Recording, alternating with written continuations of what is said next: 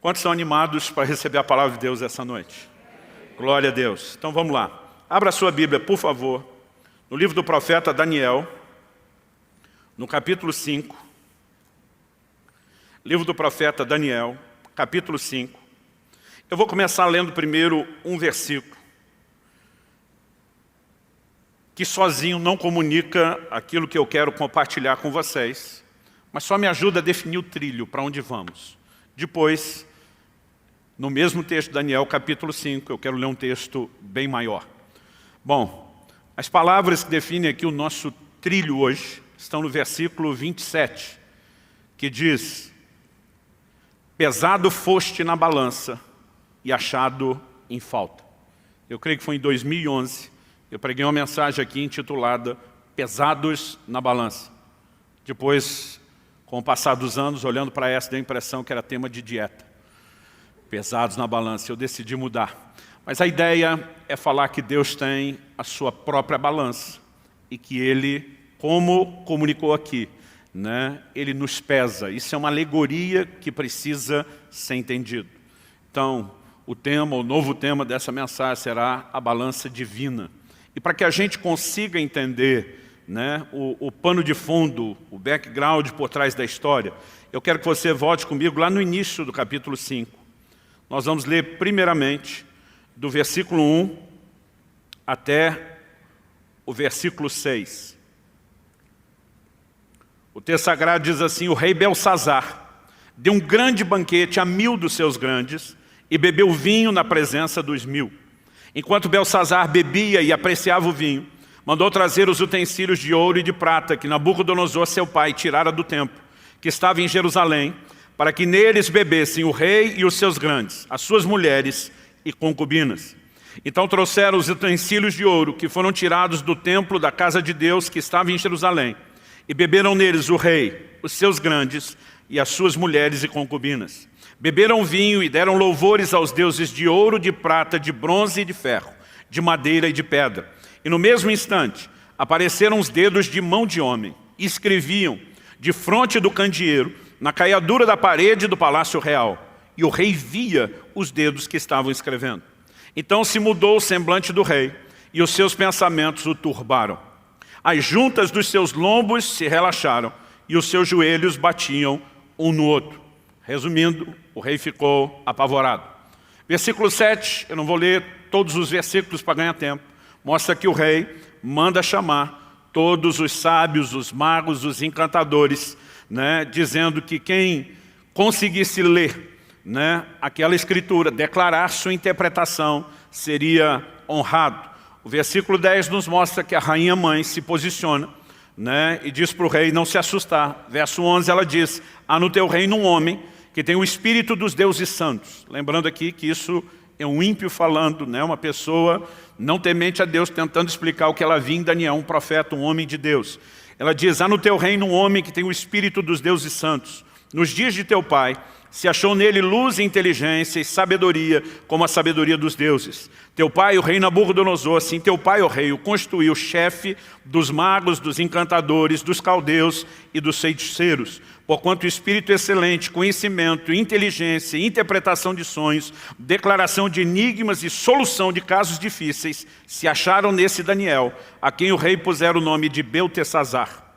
Chame-se, pois, Daniel, e ele dará a interpretação. Verso 13 diz que Daniel é introduzido à presença do rei, eles conversam, o rei, na verdade, diz que esperava dele a interpretação. Daniel, nessa altura do campeonato, já idoso, muito tempo na Babilônia, servindo já desde uma geração anterior, entra rasgando no verso 17. Então respondeu Daniel e disse na presença do rei: os teus presentes fiquem contigo e dá os teus prêmios a outrem. Em outras palavras, ele está dizendo: estou nem aí porque você acha que pode soar como recompensa.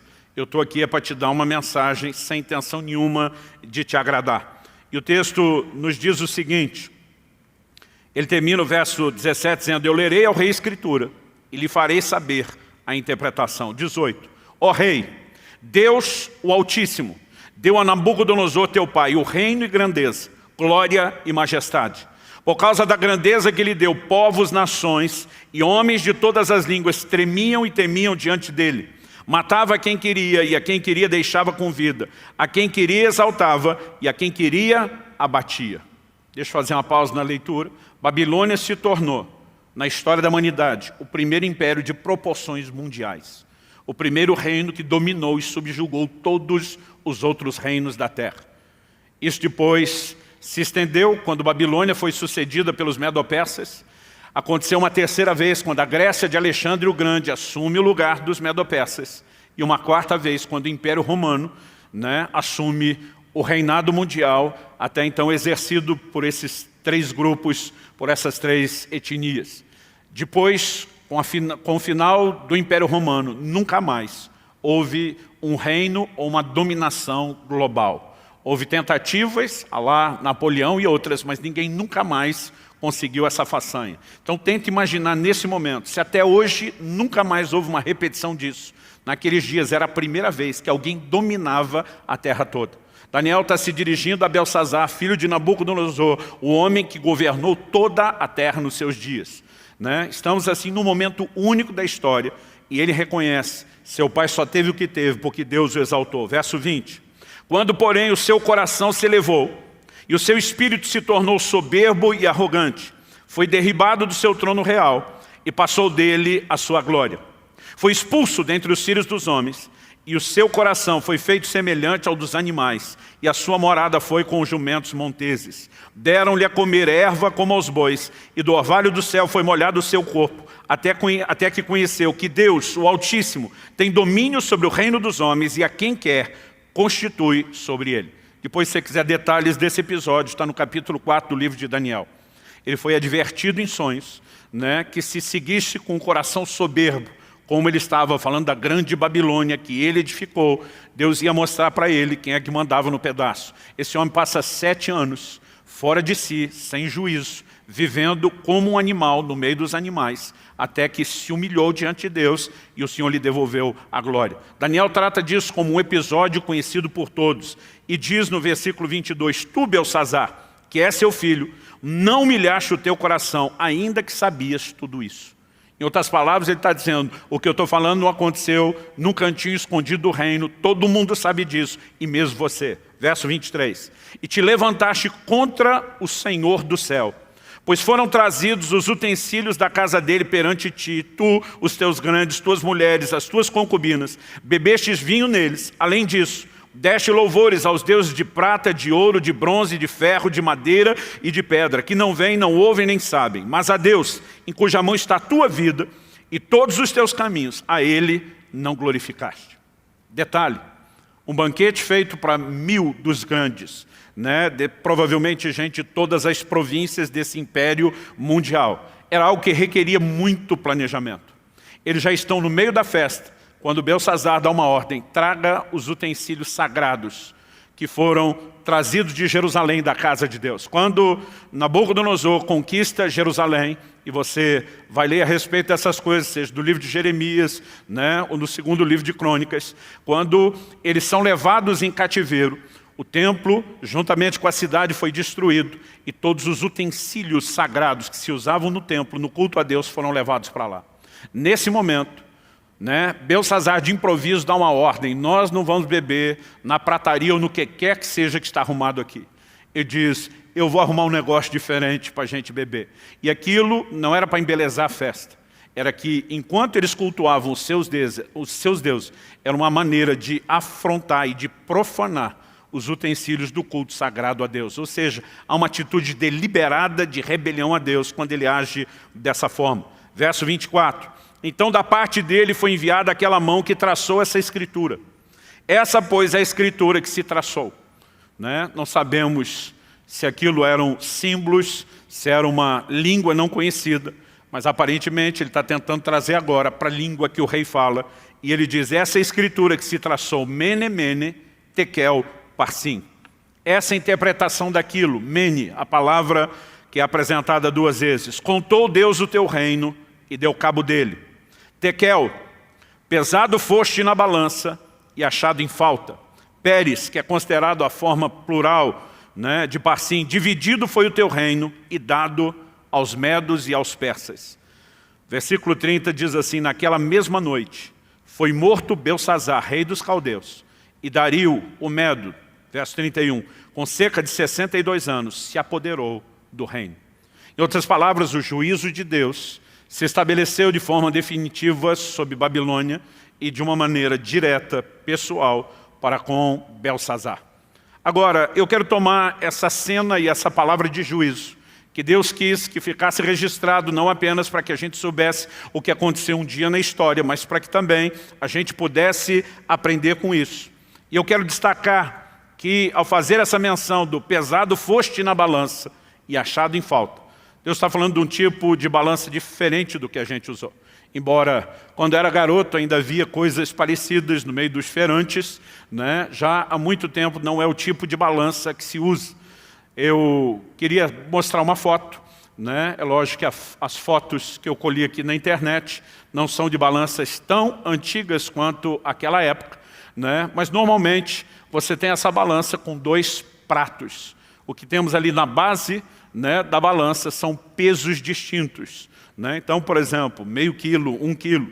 A ideia dos pratos era gerar um equilíbrio. Tem a outra balança, às vezes ela era suspensa, né? Então se colocava um peso padrão em uma e se colocava o que quer que fosse que seria comparado com o peso padrão na outra, né? Então no nosso sistema de medidas, 1 quilo. Você vai ver na Bíblia outros tipos de medidas que eles usavam. Então normalmente aquilo, né, precisava se equilibrar. Aliás, a etimologia, a origem da palavra equilibrar, equi no latim significa igual, libra significa peso, é pesos iguais. Era quando os pratos se juntavam, né? A palavra balança, muito conhecida, né, dentro do contexto do Império Romano, no latim, é lance ou lance, é a palavra que significa prato, e bi são 2 pratos, né? Tanto que no inglês o termo balance é usado para falar de equilíbrio. Então Deus está dizendo, pesado foste na balança e achado em falta. Com isso Deus está comunicando o quê? Eu tenho um peso, um padrão para avaliar você. E no seu caso, Belsazar, Deus falando com ele, você está em dívida, você não está atendendo ao padrão que eu estabeleci. Interessante que Deus não apenas mostra que Ele tem um padrão a respeito do qual Ele nos cobra, mas isso também nos ajuda a entender essa ideia da balança. Antes de eu entrar direto no aspecto prático disso, eu queria só destacar alguns textos que nos ajudam a pensar da forma como eles na antiguidade pensavam sobre a balança. Provérbios 16:11, por exemplo, diz, peso e balança justos pertencem ao Senhor. Obra sua são todos os pesos da bolsa, né? Quando a Bíblia fala de peso e balança justa, é que muitos comerciantes, querendo ganhar dinheiro através de distorção, mudavam o peso referência por algo inferior. Então se cobrava mais e acabava se entregando menos. A mesma coisa aparece, né, em Provérbios 20, 23, que em vez de falar da balança justa, vai falar da injusta. O Senhor detesta o uso de 2 pesos e uma balança desonesta não é boa. Aliás, nós temos um ditado antigo, 2 pesos, 2 medidas, para dizer justamente uma comparação que é injusta, né? Qual era a mensagem simbólica aqui? Deus tem uma balança e nos pesa ou nos compara com o seu padrão. Jó, capítulo 31, dos versículos 4 a 6, diz o seguinte, será que Deus não vê os meus caminhos e não conta todos os meus passos? Se andei com falsidade, ou se o meu pé se apressou para o engano, que Deus me pese numa balança justa e conhecerá a minha integridade. Essa declaração, obviamente, um sentido metafórico, não literal. Davi fala de homens que foram pesados em balanças e achados abaixo do padrão. De novo, a linguagem é alegórica. No Salmo 62:9 ele diz, pura vaidade são os homens plebeus. Os de fina estirpe não passam de falsidade. Pesados em balança, eles juntos são mais leves do que a vaidade. Salomão também fez uso desse tipo de ilustração, né? Provérbios 16:2 diz, todos os caminhos do homem são puros aos seus olhos, mas o Senhor pesa o espírito. Outras versões diz, pesa as motivações, né? O espírito e a motivação não têm o peso físico, mas está falando de Deus estabelecer esse referencial de comparação. A pergunta a ser feita é, já que eu e você não somos o Belsazar que recebeu diretamente essa palavra, pesado foste na balança e achado em falta, o que nós precisamos saber é que Deus tem uma balança. E para que, diferente dele, nós não venhamos ser achados em falta, a pergunta é como Deus pesa as pessoas. Como Deus pesa eu e você. Como essa balança divina funciona. Então, eu quero destacar que no caso de Belsazar, houve 3 aspectos ou fatores distintos que foram levados em questão. O primeiro deles, eu destacaria aqui o fator tempo. Dos versículos 18 a 21, Daniel enfatiza toda a revelação de Deus a Nabucodonosor, pai de Belsazar. Como quem diz, você cresceu vendo durante todos esses anos as intervenções, as ações, as exortações de Deus. Você teve tempo para corresponder com algo e não levou a sério o tempo. Eu quero destacar em primeiro lugar o fator tempo. O segundo, no verso 22, o primeiro a gente encontra de 18 a 21, Daniel 5, depois na sequência no verso 22, ele diz assim, e tu sabias disso. O segundo elemento é o fator conhecimento. E no verso 23 na sequência, ele obviamente aponta para o rei Belsazar, um ato de deliberada rebelião. Ele diz, te levantaste contra o Senhor do céu. Quando traz os utensílios, ele diz, você intencional e deliberadamente se levantou contra Deus. Você foi infiel. O terceiro fator, portanto, através do qual Belsazar foi medido, foi o quesito fidelidade. No caso dele, a falta de fidelidade, por isso que ele foi achado em falta. E esses 3 fatores, tempo, conhecimento e fidelidade, eles também aparecem no ensino claro do Novo Testamento, para mim e para você, povo de Deus, povo da nova aliança, povo da graça, como fatores que Deus usa para também pesar as nossas vidas. Então, é a respeito disso que eu quero que a gente possa conversar agora. Vou destacar tempo a cada um desses 3 fatores aqui. Em primeiro lugar, vou enfatizar a questão do tempo. Em segundo lugar, a questão do conhecimento. Em terceiro lugar, a questão da fidelidade, como fatores que Deus usa para nos pesar, para nos avaliar. Então vamos lá. Em primeiro lugar, fator tempo. A expectativa aumenta com o passar do tempo e a responsabilidade de crescer. Seja quando um pai olha para o filho em casa, que está crescendo, seja quando Deus olha para a gente em relação a esse aspecto de paternidade espiritual e a expectativa de crescimento espiritual. Aliás, falando tanto de uma coisa como outra, na verdade um paralelo que serve dos 2 lados. O apóstolo Paulo diz em 1 Coríntios, capítulo 13, versículo 11, quando eu era menino, falava com menino, sentia com menino, pensava com menino. Quando cheguei a ser homem, desisti das coisas próprias de menino. Nenhum pai se incomoda quando a criança ali de 2, 3 anos grita lá do banheiro, pai, vem me limpar. Mas se o garoto, depois de 18 anos de idade, alistado no exército, fizer esse mesmo pedido, a coisa vai soar não só estranha, mas talvez se torne uma questão problemática. Se espera que a conduta e o comportamento mude com o tempo. Por quê? Com o tempo, a oportunidade de crescimento, a oportunidade de amadurecimento. Então, essa aplicação é feita de maneira muito clara no sentido espiritual, lá no livro de Hebreus. Em Hebreus, no capítulo 5, e no versículo 12, a Bíblia diz assim, pois quando já deviam ser mestres, levando em conta o tempo decorrido, preste atenção nessa frase, levando em conta o tempo decorrido, vocês têm novamente necessidade de que alguém lhes ensine quais são os princípios elementares dos oráculos de Deus. Os oráculos aqui são as falas, a palavra de Deus. Ou seja, o autor está dizendo, gente, vocês já têm tempo de caminhada cristã, de janela, de vida com Deus, para poder estar ensinando outros, e não aprenderam ainda nem o beabá.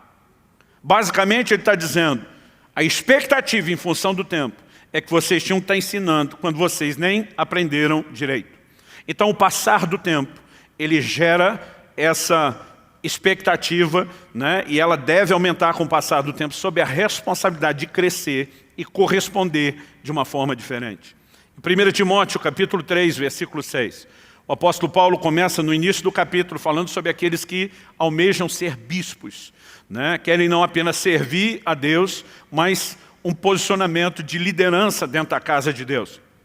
Ele mostra que além de desejar isso, de ter o anseio, essa pessoa deve apresentar qualificações.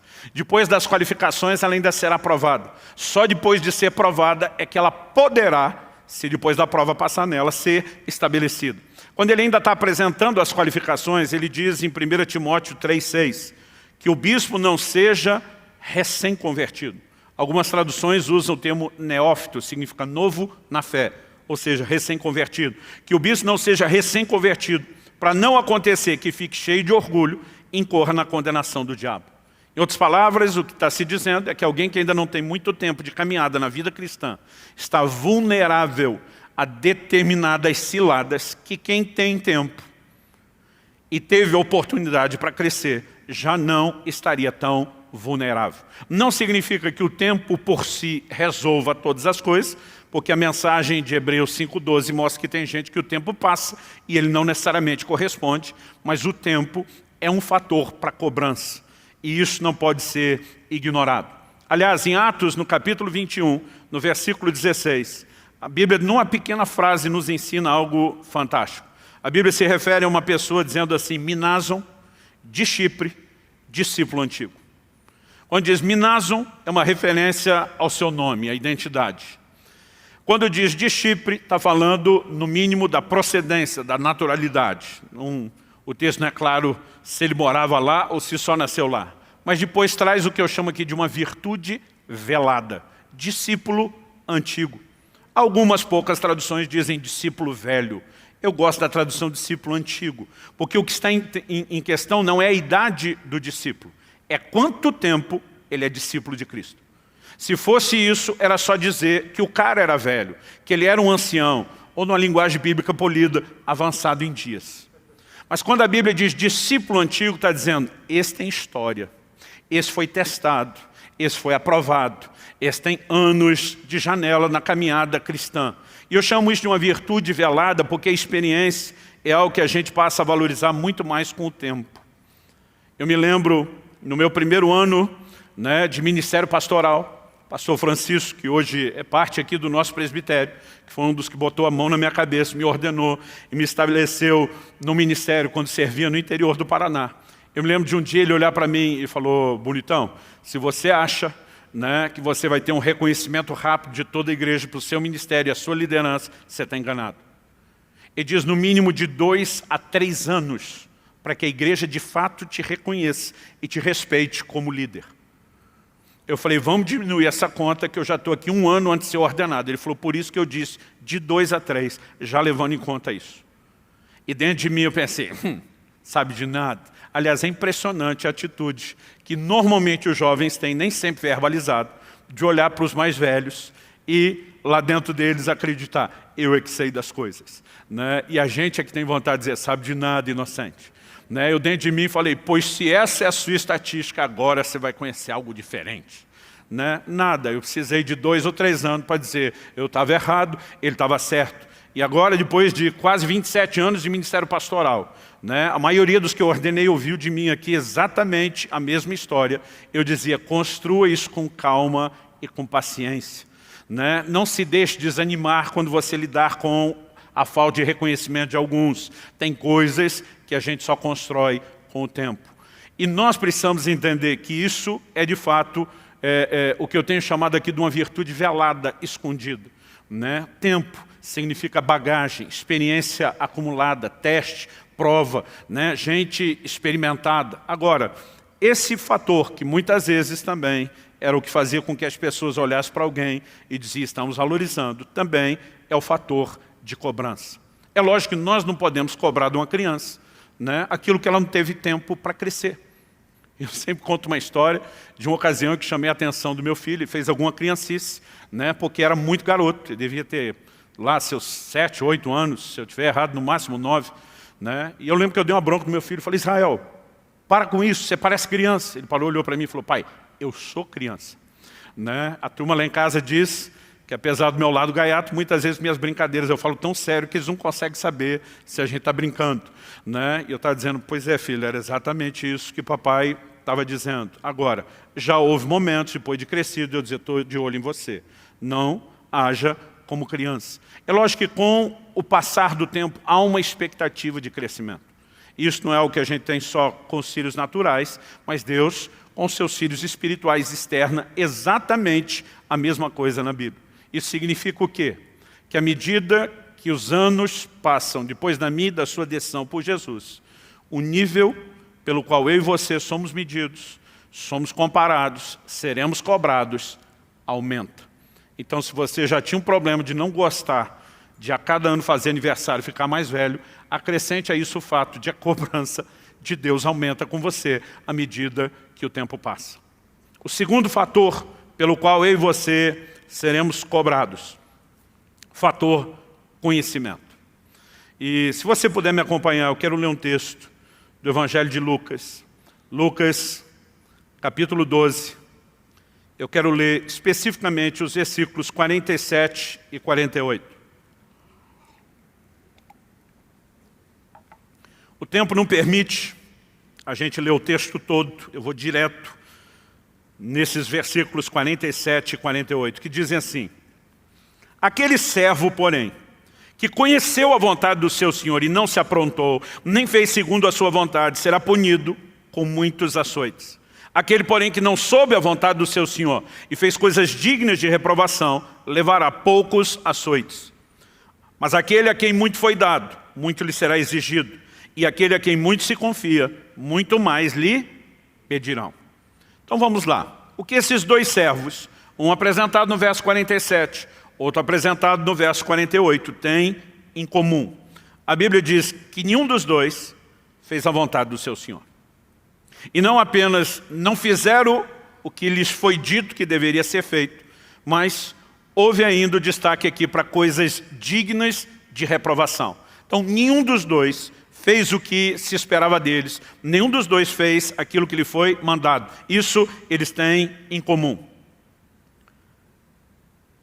Também podemos dizer que os dois têm em comum a consequência. Ambos foram julgados, ambos foram punidos, ambos receberam açoites. Agora, o que eles têm de diferente? Não apenas a quantidade de açoites. O primeiro, que conheceu a vontade do seu Senhor e não fez, foi punido com muitos açoites. O outro que não conheceu e porque não conheceu não fez, foi punido com poucos. Então, aqui nós temos um elemento de distinção. Um punido com muito, porque conhecia, o outro com menos, porque não conhecia. E eu acho que aqui nós temos um fator importante, né? A diferença entre os dois é que quem não conheceu a vontade, o primeiro que conheceu a vontade e não fez, foi julgado por não fazer aquilo que sabia que tinha que ser feito. Mas pastor, o outro não conheceu. Exatamente por isso vai ser julgado com menos açoites. Porque ele está sendo julgado não só por não fazer, mas está sendo julgado por não ter buscado conhecer. Então essas coisas precisam ser levadas em questão, né? Um julgado porque não correspondeu à altura do conhecimento. O outro por não ter buscado o conhecimento. Quando a gente reconhece essas coisas, não dá para desassociar a frase final do versículo 48, quando Jesus diz: a quem muito foi dado, muito será exigido. Em outras palavras, você vai ser cobrado na proporção do que recebe. Ela vale para o tempo de vida cristã e ela vale para o conhecimento. Em outras palavras, nós podemos chegar à conclusão de que o conhecimento da verdade, ele não é só um privilégio, ele também é uma responsabilidade. Isso significa que a cada ministração como essa, eu estou aumentando o peso de responsabilidade sobre cada um de vocês. Eu estou colocando um pouquinho mais de peso naquela balança, naquele referencial, naquele padrão, pelo qual Deus irá cobrar você. E quando olhamos para a Escritura, é evidente que o juízo é proporcional ao conhecimento. Deixa eu citar um outro texto. Ele está na segunda epístola de Pedro, no capítulo 2, nos versículos 20 e 21. Se você for rápido de endereço, tenta localizar. Senão, talvez só anote, você pode ler depois, né? Esse texto traz uma mensagem forte, eu diria pesada. O apóstolo Pedro diz assim: portanto, se depois de terem escapado das contaminações do mundo, mediante o conhecimento do Senhor e Salvador Jesus Cristo, se deixam enredar e de novo são vencidos, o seu último estado se tornou pior do que o primeiro. Pois teria sido melhor que eles nunca tivessem conhecido o caminho da justiça, do que após conhecê-lo voltar atrás, se afastar do santo mandamento que lhes havia sido dado. Olha que sério. No verso 20, ele fala de gente que já escapou das contaminações do mundo, mediante o conhecimento do Senhor e Salvador Jesus Cristo. Está falando da conversão, do novo nascimento. No entanto, se essas pessoas se deixam enredar de novo a ponto de serem vencidos, seu último estado se tornou pior do que o primeiro. Eu me aborreço com gente dizendo que o crente pode brincar à vontade com o pecado em nome da graça e que não tem problema nenhum. A Bíblia está dizendo que um crente nessa condição está no estado pior do que o não crente. O não crente morreu naquele estado, vai acontecer o que com ele? Está perdido. Ou se você quiser tirar a linguagem teológica e usar uma linguagem mais honesta, popular, está lascado. Agora, a Bíblia diz que o que desviou e esculhambou está pior do que o primeiro. E, no entanto, está salvo. Como é que você vai entender isso? Agora, a ênfase é colocada onde? Ele diz, melhor lhes teria sido, nunca tivessem conhecido o caminho da justiça. Mas, pastor, se nunca tivesse conhecido o caminho da justiça, eles não iam para o inferno? E era melhor não ter conhecido, sim, porque vai para o inferno do mesmo jeito, com a diferença de que, tendo conhecido, ainda no inferno vai ter um juízo mais severo do que o que não conheceu. Então, essas coisas precisam trazer temor ao coração. Pastor, o senhor está tentando tocar o terror na gente? Não achei que precisava explicar. Isso significa, eu vou repetir, que conhecer a verdade não é apenas um privilégio, é uma responsabilidade. No entanto, ao longo dos anos, eu tenho visto o mesmo engano que se manifesta no pensamento, num poder dedutivo incrível de alguns irmãos, que logo parecem dizer, então é melhor não conhecer. Porque se eu vou ser cobrado de acordo com o tempo, não dá para falar isso, é melhor o tempo não passar, porque eles sabem que não tem jeito. Mas alguns dizem, então é melhor não conhecer. Porque se o peso na balança com o qual sou comparado está aumentando do outro lado com conhecimento, é melhor não conhecer. Eu digo, é errado. Quem não conhece não pode ser fiel e também vai ser julgado. Então, a lógica é dizer, é melhor conhecer e corresponder. O problema é que sempre tem um malandro que ele quer conhecer sem ter que corresponder, ou não conhecer para não precisar corresponder. A ideia, gente, é corresponder. E o que Deus está dizendo é que é possível corresponder. O Deus justo que vai nos julgar depois não seria injusto em comunicar algo para mim e para você que não está no nosso alcance fazer. Aliás, é para isso que nós temos a graça de Deus. Não é para justificar a desobediência, é para empoderar a nossa obediência, é para nos capacitar a atender às expectativas dele. Então, quando a gente pensa dessa forma, talvez a coisa tenha uma outra maneira de ser entendida, e acredito que dessa forma fica mais leve. Eu quero compartilhar um testemunho pessoal que ilustra essa verdade e a aplicação dela. Há mais ou menos 19 anos atrás, eu era parte de uma equipe ministerial, não era o pastor principal. Estávamos vivendo uma fase dentro de um contexto específico, o tempo não me permite entrar em detalhes, onde dentro da própria equipe a gente estava diante de alguns dilemas, tendo que resolver nossas coisas, né? O nosso líder nos deu liberdade nas reuniões de todo mundo rasgar o coração, falar o que acha, o que pensa, tratar tudo da forma mais honesta possível, e nós passamos a fazer isso. O problema é que depois de algumas dessas reuniões, quando a gente saía dela, a gente continuava a mesma conversa, na ausência do líder. E a mesma liberdade que ele deu, da gente falar para ele o que achava e pensava dele, a gente decidiu continuar usando do lado de fora. Eu lembro que, por aqueles dias, eu tive uma experiência que eu nunca mais viria a esquecê-la. Acabei tendo uma erisipela. Isso não é coisa que acontece com tanta frequência na nossa geração. No início, o médico estava me acompanhando, não estava conseguindo entender. Eu lembro que naquela ocasião, a avó da Kelly estava em casa nos visitando, e depois de uns dias eu falei, olha, a avó da Kelly deu uma olhada aqui na minha perna e disse que isso é erisipela. O médico falou, se ela falou, então é. Eu falei, quem estudou medicina é você. Ele falou, minha geração quase não viu isso. Ele diz, os antigos viam muito mais. Né? Ele diz, em cima do que ela está falando, nós vamos fazer a checagem e descobrir o que era isso. Pastor, o que é isso? Uma bactéria que normalmente entra. Né? No meu caso, provavelmente, a gente tinha essa mania de jogar bola no campo de futebol, muitas vezes descalço, pé no chão. Ele falou, talvez um ferimento no pé, o senhor tenha se exposto. Normalmente ela precisa pegar a imunidade baixa. Né? Ele falou, é uma combinação de equações, e é por isso que é cada vez mais difícil. É uma coisa tão forte que, para você ter ideia, um antibiótico qualquer, né, como por exemplo uma penicilina, não consegue combater. Eu tive que tomar o Cipro. Naquela época dos ataques e atentados nos Estados Unidos, eles estavam usando isso para combater o antrax. Era uma situação que ela dá uma febre localizada, no meu caso foi na perna esquerda, na canela, né? É uma febre interna localizada terrível, a ponto da minha pele ter necrosado, morrido com o calor da febre. O tecido da pele queimou praticamente todo, à frente e atrás da perna. Não bastasse essa febre terrível que é só localizada, ela de alguma forma acaba atacando a circulação sanguínea. Então, assim, quando baixava a perna, eu tinha que ficar deitado. Quando baixava a perna, e eu tinha que fazer isso pelo menos uma vez por dia, ela levantar e ir ao banheiro, tomar banho, resolver tudo por dia, numa levantada. Era insuportável. Eu às vezes urrava, porque quando o sangue descia com força para passar ali, né, era algo terrível. Eu não vou gastar tempo descrevendo, mas eu nunca experimentei nada em termos físicos que fosse tão ruim, tão terrível como aquilo que eu passei. Na primeira semana, ainda usei como desculpa o problema que estava e dizer, pelo menos vai ser uma chance de dar uma boa parada, vou ter aqui meu tempo com Deus, vou orar, vou ler a Bíblia, vou buscar o Senhor. Mas pensa num negócio que eu não conseguia fazer.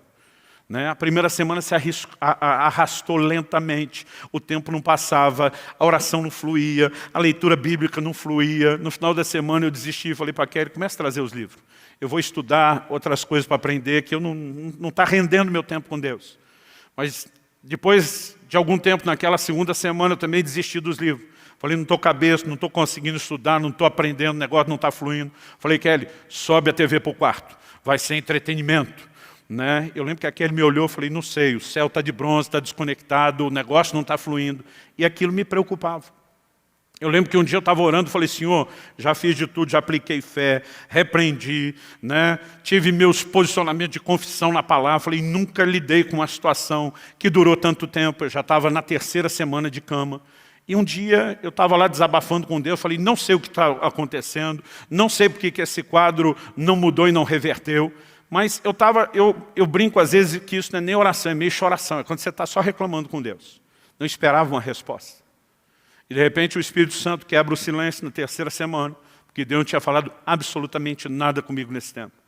E ele, de uma maneira muito nítida e clara, diz, você foi ferido por Satanás, porque deu brecha e espaço para que ele te ferisse. Eu levei um susto. Como que eu dei brecha? Né? Não sei se você já teve essas crises do seu orgulho de santidade, achando que é grandes coisas, né? Sem conseguir enxergar o que Deus ou os outros estão chamando a atenção. E na hora eu fiquei indignado. Falei, como eu dei brecha? E o Senhor falou ao meu coração, e diz, você fez isso quando cometeu o pecado da maledicência. Eu falei, seja específico. O Senhor disse, cada vez que fora das reuniões, vocês se uniram para continuar a conversa, falando do seu líder, você estava cometendo o pecado da maledicência. Eu falei para Deus, nada que ele não saiba e que a gente não tenha falado na frente dele. O Espírito Santo disse, pois é, tem dois tipos de maledicente. O falso e o honesto. Você é o honesto, mas ainda é maledicente. E eu levei um susto com aquilo. O Espírito Santo me fez uma pergunta. Ele disse, se você estivesse no meu lugar de Deus, precisando enviar o seu filho à terra, que fosse entrar como um bebê, precisaria de crescimento e de um pai que o cuidasse, que servisse de referência, quais as virtudes você procuraria nesse pai substituto terreno? Puxei uma folha de papel, comecei a anotar. Eu já tinha anotado mais de 50 virtudes. Quando o Espírito Santo disse, para a sua lista agora, nem continua. Ele diz, vai ver o que a minha palavra diz sobre José. Porque ela só diz duas coisas sobre José. A minha lista não era tão grande como a sua. E quando eu fui conferir o que a Bíblia dizia sobre José, a Bíblia só diz assim, que José era justo e que ele não quis difamar Maria quando soube que ela estava grávida. Lembrando que até então ele não tem a explicação de que aquilo é do Espírito Santo. A intenção dele deixá-lo é porque ele tem uma dedução racional, meramente humana. Se ela está grávida e não fui eu, alguém chegou primeiro. Em outras palavras, Maria me traiu. Enquanto ele está pensando dessa forma, ele decide fechar a boca e diz, não falo nada, para que ela não seja difamada. Deus disse, quando eu olhei para a terra, achar um homem, eu só precisava de alguém justo e que não abrisse a sua boca contra ninguém. E pela primeira vez, eu entendi o quão sério era esse pecado. Mas mesmo entendendo a seriedade do pecado, falei para Deus, então metade da cidade tinha que estar de cama. Pelo menos. Sabe o que o Espírito Santo me disse? Ele diz, metade da cidade não tem a luz e o conhecimento da palavra que você tem. Em outras palavras, você está sendo cobrado de acordo com muito que lhe foi dado. Portanto, conhecer a verdade não é só um privilégio. Sempre será um privilégio, mas não é só um privilégio. Ela também é uma responsabilidade. Quem está entendendo, diga amém. Terceiro e último lugar, o fator fidelidade. Todos fomos chamados para a obediência. Eu gosto quando o apóstolo Pedro diz em 1 de Pedro, capítulo 1, verso 2, que nós fomos eleitos, segundo a presciência de Deus Pai, em santificação do Espírito, para a obediência e a aspersão do sangue de Jesus Cristo. Da mesma forma, né, que nós fomos eleitos em santificação do Espírito, para a aspersão do sangue, a Bíblia diz foi para obediência. Se há algo que tem que marcar a vida do discípulo, é isso. Em Romanos capítulo 16, nos versos 25 e 26, Paulo fala da obediência da fé. A obediência não é um substituto da fé, ela é uma expressão da fé. Ele diz, ora, ao Deus que é poderoso para confirmar a vocês, segundo o meu evangelho e a pregação de Jesus Cristo, conforme a revelação do mistério guardado em silêncio desde os tempos eternos, e que agora tornou-se manifesto e foi dado a conhecer por meio das escrituras proféticas, segundo o mandamento do Deus eterno, para a obediência da fé entre todas as nações. Todos somos chamados para a obediência. Jesus em Mateus 28, 20 diz para fazer discípulos das nações, batizá-los, e ele diz ensinando-os a guardar todas as coisas que eu tenho ordenado a vocês. Além do aspecto geral da obediência aos mandamentos de Deus, e a fidelidade entra nisso.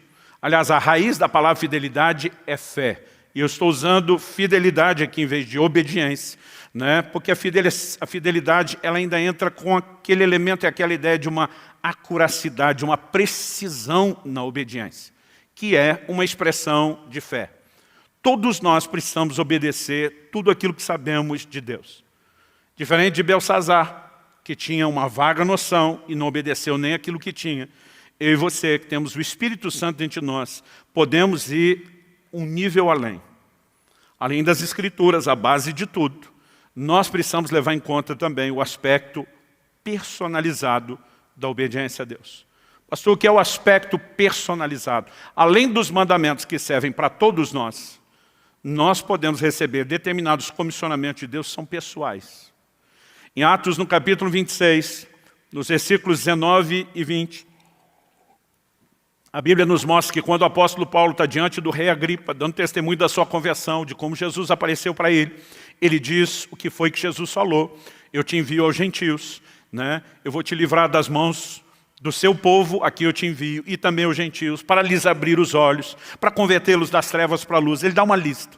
Depois, no verso 19 e 20, ele conclui a ideia da seguinte maneira. Assim, ó rei Agripa, não fui desobediente à visão celestial, mas anunciei primeiramente aos de Damasco e em Jerusalém, por toda a região da Judéia e também aos gentios, que se arrependessem e se convertessem a Deus, praticando obras dignas de arrependimento.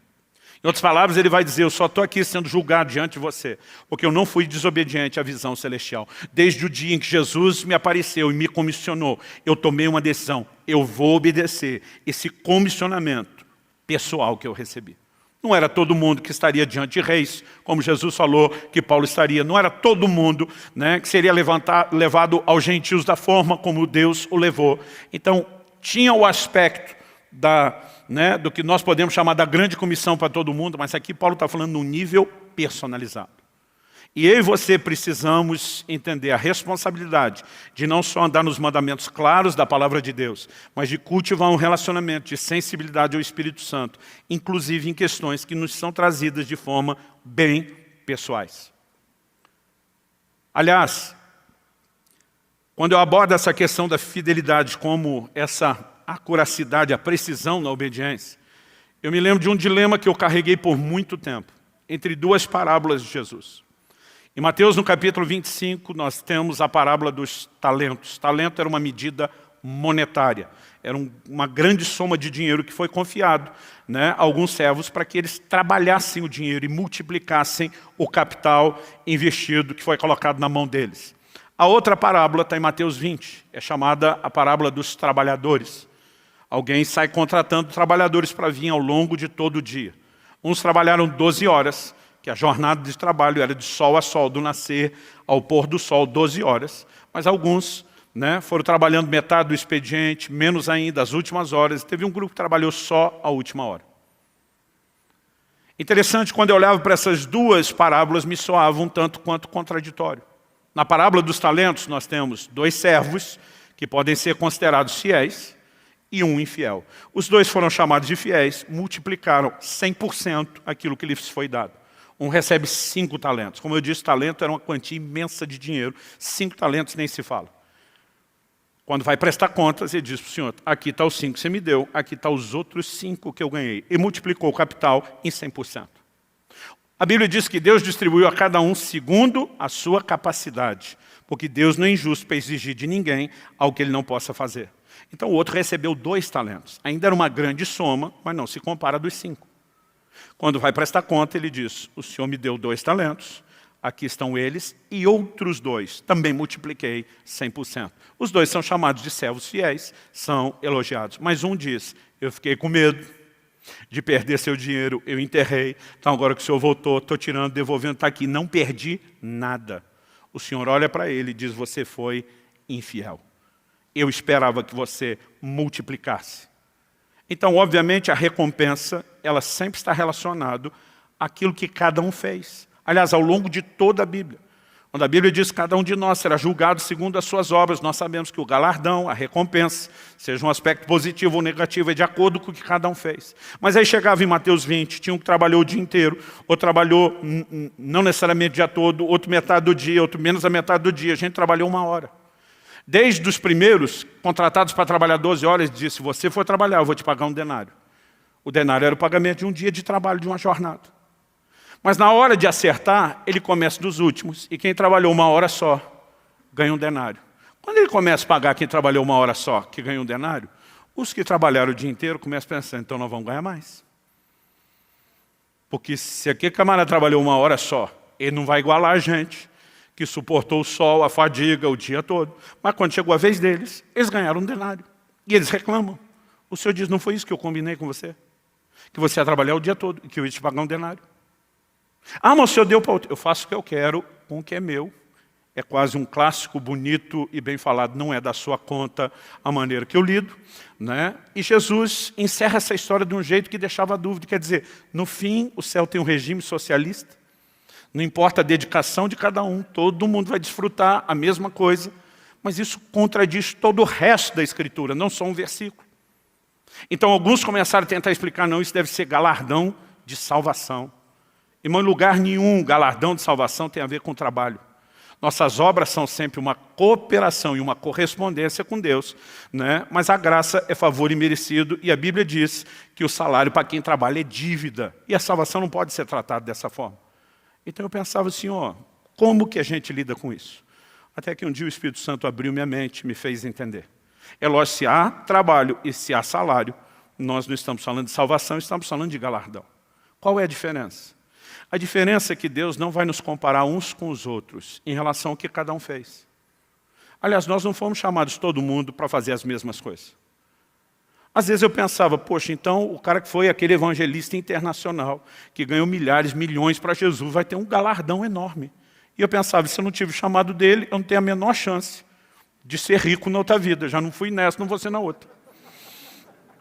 E aí eu pensava, o sistema, ainda que seja justo em recompensar quem faz, é injusto em não permitir que todo mundo faça a mesma coisa. E foi esse outro dilema que Deus também resolveu quando Ele me fez entender. Se eu chamei um para trabalhar 12 horas, ele foi fiel no que eu chamei, o galardão é pela fidelidade e não pela produtividade. Se eu chamei um para trabalhar 1 última hora e ele foi fiel no que eu fiz, o galardão é a fidelidade e não a produtividade. Na verdade, Deus não vai nos comparar uns com os outros. O peso de fidelidade, o fator fidelidade que vai ser colocado na balança é o que eu combinei com você foi cumprido. E nós vivemos uma época de muita comparação, onde isso se torna uma armadilha. Anos atrás, quando tinha batido a marca de 1 milhão de exemplares dos meus livros distribuídos, eu acho que agora nós devemos estar algo em torno de 1,5 milhão, uma pessoa falou para mim, pastor do céu, eu estava aqui fazendo as contas, e me dá medo quando alguém diz, estou fazendo as contas. Ele disse, se o senhor ficar só com o royalty de escritor, royalty padrão, naquela época, pelo menos que o dólar não estava tão alto como hoje, era o padrão internacional, $1 por livro. Foi 1 milhão de exemplares, $1 milhão. Foi pastor. O senhor já poderia ser milionário se não tivesse decidido não ganhar com seus livros. Eu olhei para ele e falei, o diabo me fez a mesma conta outro dia. Aí ele ficou sem graça, falei, não falei que você foi enviado pelo diabo. Só falei que vocês estão pensando parecido. Eu falei, eu tenho a palavra de Deus que eu não posso ganhar com os meus livros. Outro dia o irmão falou, pastor, em outra língua que não seja o português. Eu falei, não é meu livro? Ele falou, é. Eu falei, não muda, porque a turma está sempre tentando achar uma brecha na lei. Eu um dia vou estar diante do Senhor. Isso não significa, gente, que ninguém possa. Uma vez contei essa história, o irmão falou, está certo, errado essa turma aqui. Eu falei, errado nada. A Bíblia diz que o trabalhador é digno do seu salário.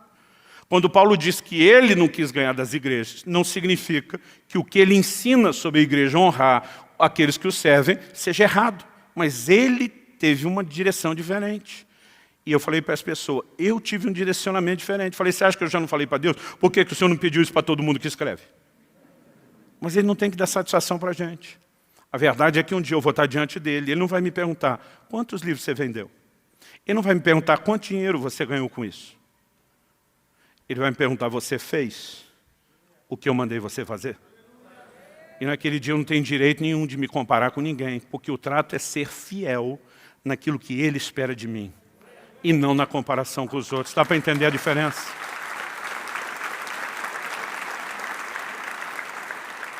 Então pode ser que nessa área minha balança seja mais pesada do que de alguns. Como pode ser que para outros nessa área a balança deles esteja mais leve do que a de outros. Mas o fato é que há uma balança. Deus tem o seu peso e Ele tem um padrão de comparação. Eles envolvem 3 coisas. O fator tempo, o fator conhecimento e o fator fidelidade. Não se limita a isso, mas esses 3 são muito recorrentes na Bíblia e era isso que eu queria entregar para você. Eu quero concluir dizendo o seguinte, cada um de nós será pesado, né, comparado ao padrão por Deus. Romanos, capítulo 14, nos diz o seguinte no verso 10, pois todos temos de comparecer diante do tribunal de Deus. O verso 12 diz, assim, pois cada um de nós prestará contas de si mesmo diante de Deus. Então, qual a razão de comparecer diante do tribunal dele? Julgamento, prestação de contas. Ao mesmo tempo que a Bíblia diz todos, o grupo todo mundo vai para lá, a Bíblia também diz cada um de nós prestará conta de si mesmo. Então, todo mundo tem que passar lá, mas o processo não é coletivo, é individual. Cada um responde pelo seu chamado e pelo que fez e dá conta de si. Eu não preciso dar conta de você, você não precisa dar conta de mim. Cada um tem que dar conta de si. E isso precisa gerar no meu e no seu coração o temor de viver uma vida consequente. Outro dia alguém falou, não, pastor, essa mensagem aí de juízo é opressora, é para tocar o terror. Eu falei, depende da sua percepção. Você deve ter uma forma muito negativa de olhar a vida, eu falei para ele. Não. O senhor parar para pensar que Deus vai te julgar no final, não é um negócio assustador? Eu falei, assustador seria descobrir o julgamento só quando chegasse lá. Aí você não teria tido oportunidade nenhuma de moldar o seu estilo de vida. Mas Deus avisa antes, você vai ser julgado. Vai ser julgado por isso, pelo tempo. Vai ser julgado por isso, pelo conhecimento. Vai ser julgado por isso, pela fidelidade. O que Ele está nos oferecendo? Uma oportunidade de evitar um resultado ruim no dia final. Então o Deus que além de ser justo ainda está demonstrando bondade, dizendo, não precisa dar ruim para você naquele dia. Como que essa mensagem é ruim? É ruim para quem quer desfrutar do bônus sem o ônus do compromisso com Deus. Agora, para quem quer viver um comprometimento sério, profundo em todas as áreas, a gente tem que ser grato por dizer, Deus, além de justo, é bondoso para nos avisar antes e permitir que a gente permeie, calcule, projete toda a nossa caminhada, de forma a poder ser honrado naquele dia e não ter uma surpresa ruim. Eu vivo a minha vida em função desse dia, do dia que eu vou estar diante do Senhor e ouvir dele, servo bom e fiel. Entra entra para o gozo do seu Senhor. Naquela hora, quando eu ver o sorriso no rosto do meu Senhor Jesus, qualquer coisa terá valido a pena. Passou o tribunal, não te assusta, não. Eu ficaria assustado se eu chegasse lá sem ter tomado conhecimento dele. Mas porque ele avisou antes e me deu todas as chances de me adequar a isso. Eu sou grato a Deus e eu decido pautar a minha vida e construí-la sobre aquilo que ele revelou. Quem está entendendo, diga amém. Vamos ficar em pé para parecer que está acabando.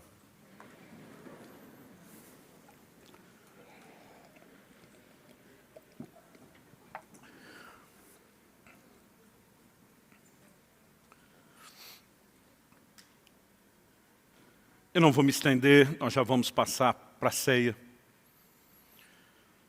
Mas eu gostaria que nós orássemos pelo menos um pouquinho juntos. Eu tenho dito que isso é um hábito que devemos ter sempre depois de receber a palavra. Pai, eu oro por cada um dos meus irmãos e irmãs.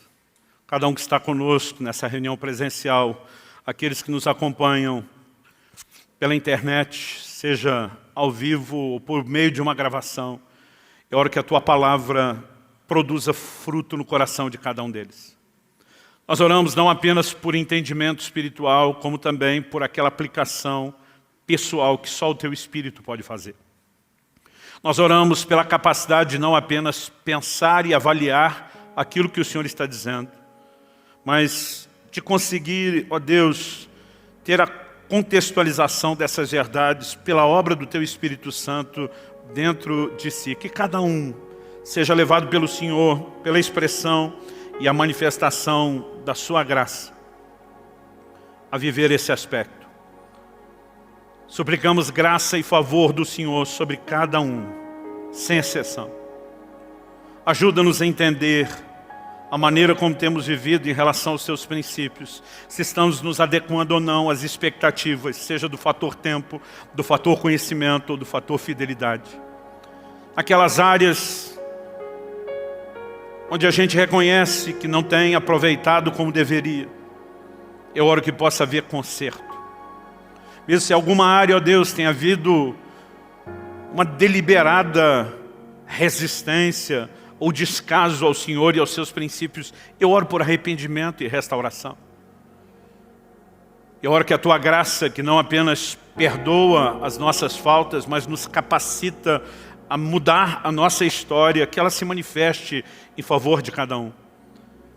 Que os nossos corações sejam encorajados de forma sobrenatural a trilhar da forma correta diante do Senhor, a pautar os nossos caminhos de forma responsável e consequente, sabendo que há uma balança divina, sabendo que nós seremos pesados comparados não uns com os outros, mas ao Teu padrão.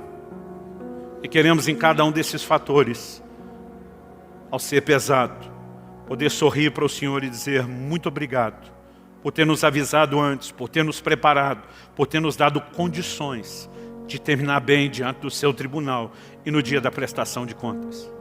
Que nenhum de nós espere esse dia para descobrir aquilo que não quis conhecer ou para se arrepender da não correspondência.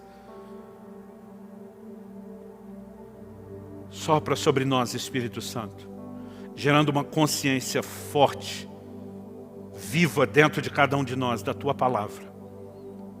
E derramando a graça para corresponder contigo. É a nossa oração, é o nosso clamor em nome do Senhor Jesus. E para a glória de Deus. Se você crê e concorda, diga amém. Se você recebe essa palavra, diga eu recebo em nome de Jesus.